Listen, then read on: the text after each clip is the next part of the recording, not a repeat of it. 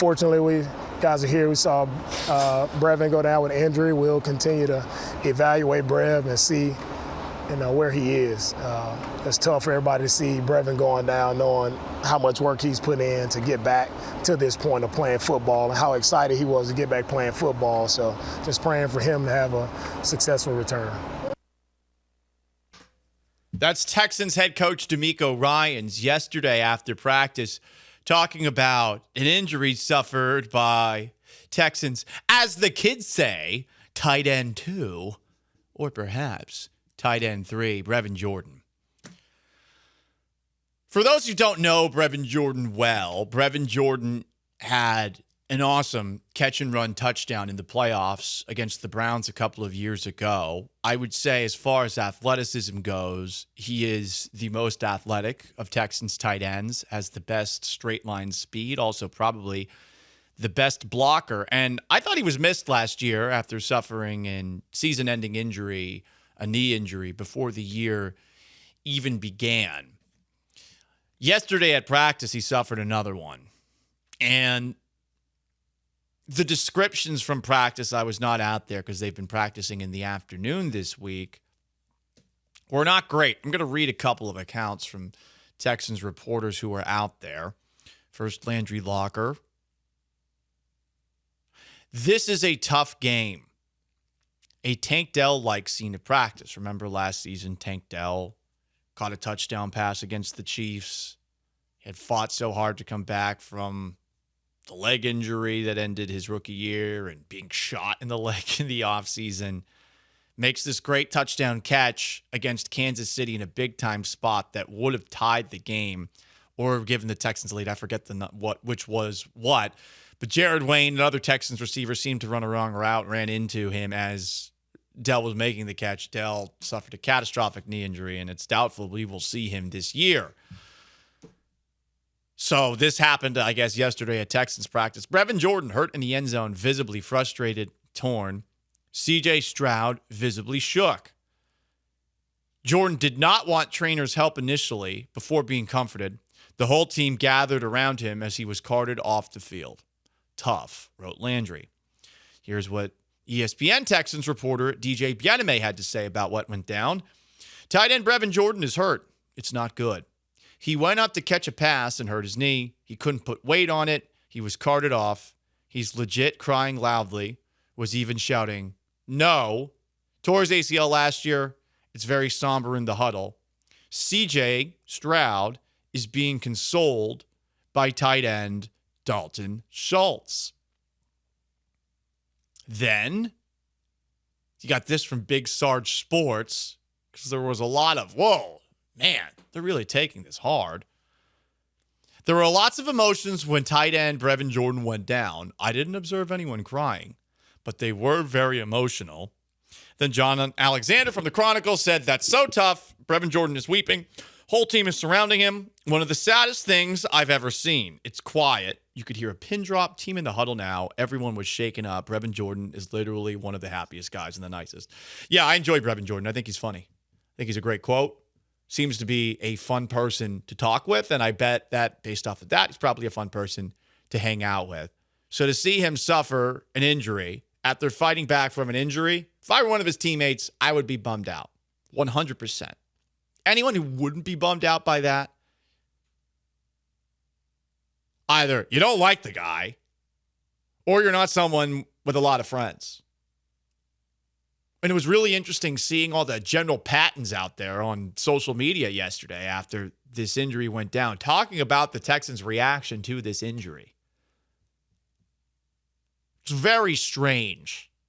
A lot of people were acting like hardos. Like, I don't know, John Voight's character in the movie Varsity Blues when he starts yelling at Billy Bob. Oh, little Billy Bob tried, baby. You cost me my perfect season. How's it feel? Huh? Cry me a river, you fat f***ing baby. You disgust me. My star quarterback is dragging his leg around because of you. And on top of that, I gotta sit and watch you cry about it. Oh, you know what? Get the out of here. I don't want to see your fat face. Get out. Get the out of here. Get out of here. A lot of hardos online yesterday with that mentality. A lot of them. And once again, I doubt you have friends if that's your first reaction. This is a well-liked guy in the locker room who is fighting to come back from an injury, who looked awesome in the first couple of practices that we saw him at training camp. And then bleep like this happens. Of course, players are going to be shaken up by this. Of course, players are going to be bummed out by this. This is a natural reaction. Have you never played a sport? Never had one of your teammates suffer a serious injury? You are bummed out for a little bit. What, you just move on? The worst injury I ever saw while playing football, we were playing Fort Meade the first week of my junior year, and I remember seeing right in front of me some kid on Fort Meade, which was a great team, but not in the best part of Florida, had a compound fracture in his leg. Like, I saw his bones sticking through his skin. It was awful. And we all felt horrible for the kid because we knew he was a good player, and they were the defending state champions, and he'd played on that team. And I was like, damn, like, that might have been his ticket out of this town. So all of us on this preppy, all whitey team, we were all dapping him up on his way out. But we all felt awful. And then you just keep on playing, and you're supposed to keep playing because that's how football goes. But the idea that you don't feel some sort of emotion for anyone who gets hurt like that is insane. Like we saw in the Lions game. Maurice Norris. And by the way, shout out to Maurice Norris who says, I'm going to play again. You got some balls, kid. Yeah. Him and Hamlin are like the two, like most gangster dudes ever. Yes, you went back out there. I hope Norris never watches that video of him on the floor, on the ground, like where he's just looking like he's having a seizure out there. Right. So, look, you're allowed to be shaken up by it. Because you do have to move on, but like this idea that you just move on, some of the people that I have seen with these takes, I got to say, I'm disappointed. Be better.